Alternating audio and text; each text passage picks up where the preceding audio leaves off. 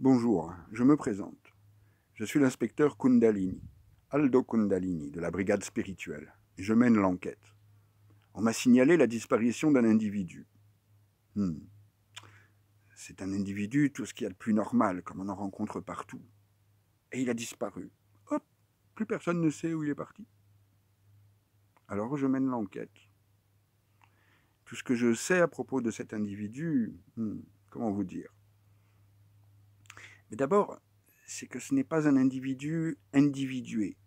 Dans individu, on entend indivis, pas de division.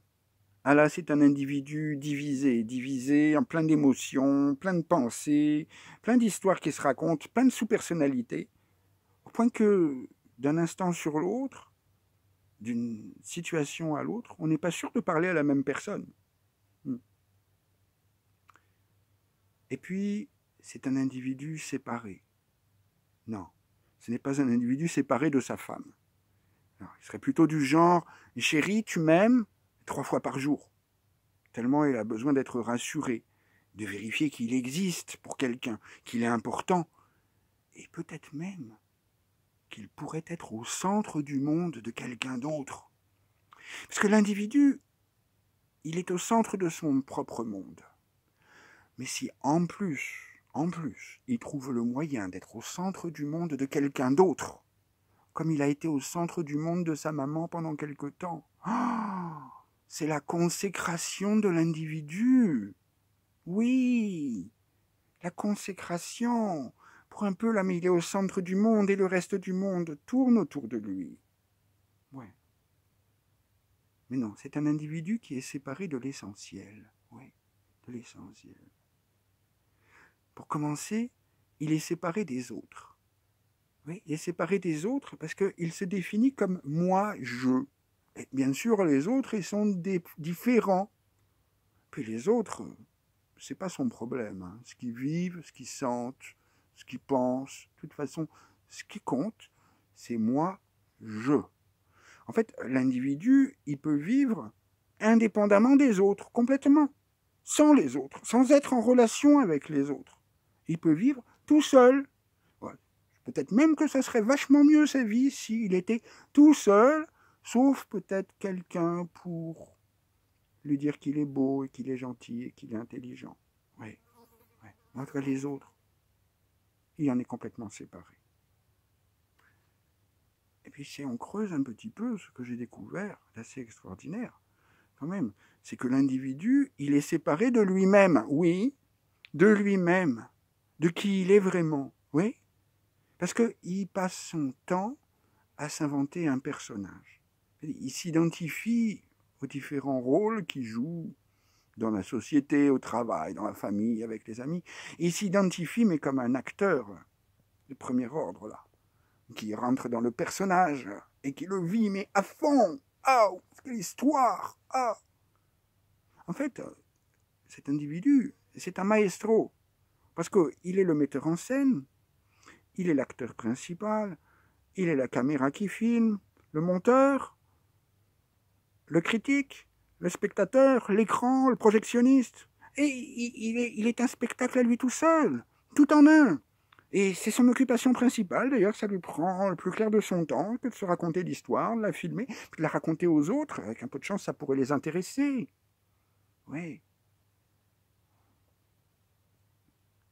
En menant l'enquête un peu plus loin, je me suis aperçu de quelque chose. Oh là, c'est que l'individu, il est séparé de la nature. Oui. Et pour commencer, il est séparé de sa propre nature. Oui. Il est séparé de ce qu'il sent, vraiment, au profond. De ce qu'il pense. Il est séparé de ses besoins. Il est séparé de qui il est vraiment. Oui, c'est aussi étonnant ça. Comment il fait? C'est qu'il vit dans ses pensées. Il vit dans sa tête. Ouais.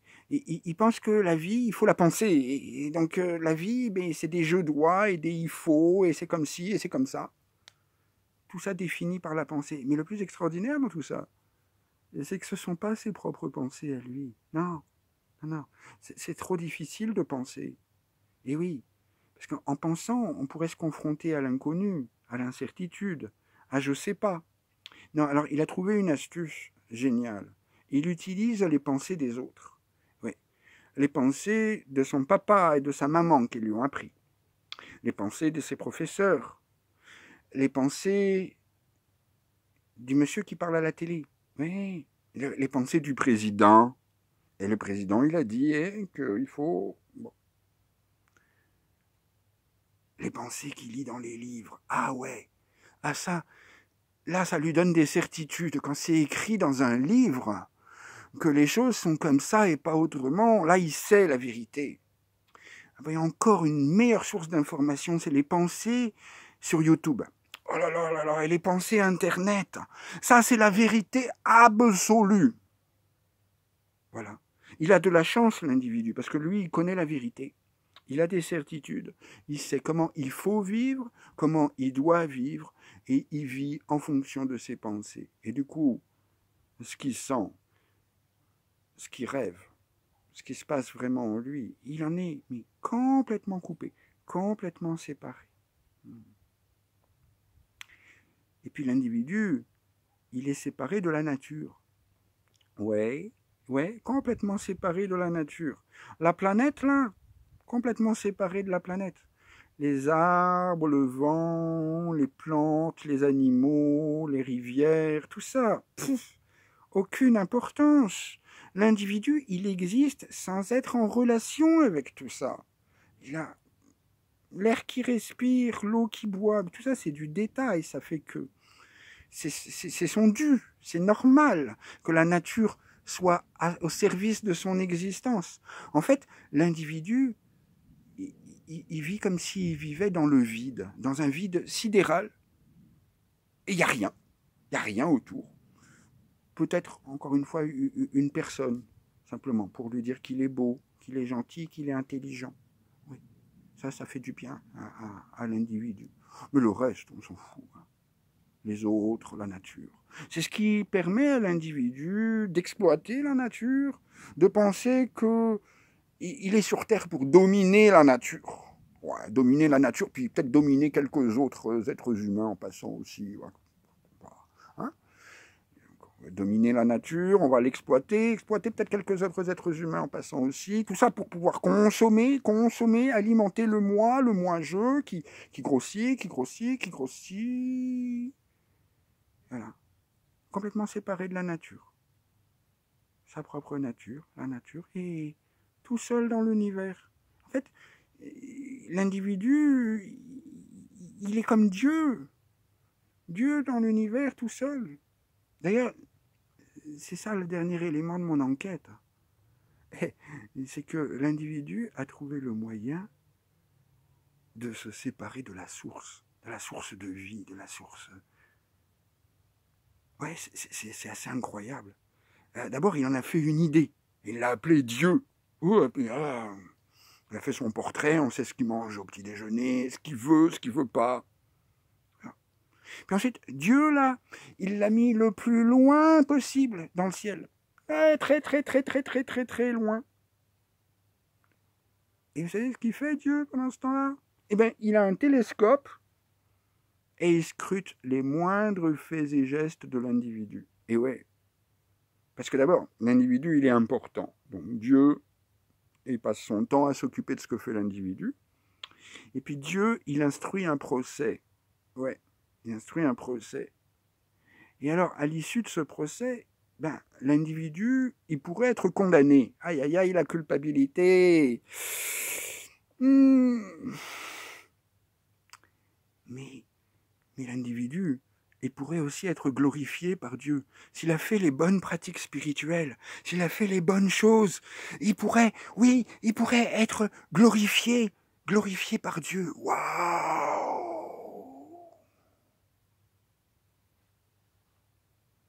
Oui, mais voilà. L'individu, il a disparu. Il s'est évaporé. Personne ne sait où il est allé. C'est comme quand on éteint la lumière. Où c'est qu'elle est partie, la lumière? Eh bien, elle n'est plus là. Et l'individu, pop, tour de magie. Il n'y a plus d'individu. Oh! Et alors moi, je mène l'enquête et je lance un avis de recherche. Voilà. On cherche Johnny Lego. Monsieur Lego a disparu. Oui, Monsieur Lego a disparu et on le cherche. Où est-il passé? Quelqu'un sait-il quelque chose? Si vous avez une information, si vous l'avez vu, si vous avez quelque chose à dire à propos de sa disparition, appelez-moi, appelez-moi. C'est très important.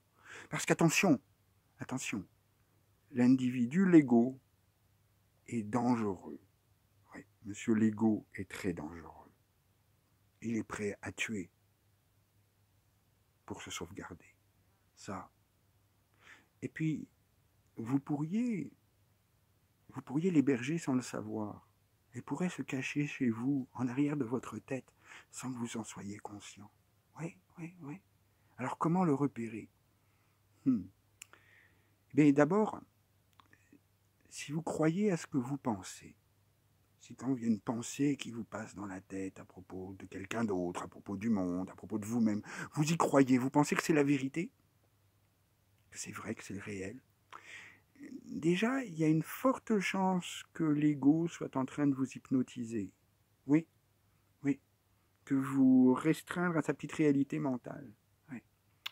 Ensuite, si vous pensez que vous l'avez l'affaire, vous avez compris la vérité, vous savez comment les choses devraient se passer, comment le gouvernement devrait gouverner, qu'est-ce que les autres devraient penser, et que, d'ailleurs, ceux qui ne pensent pas comme vous, c'est des connards.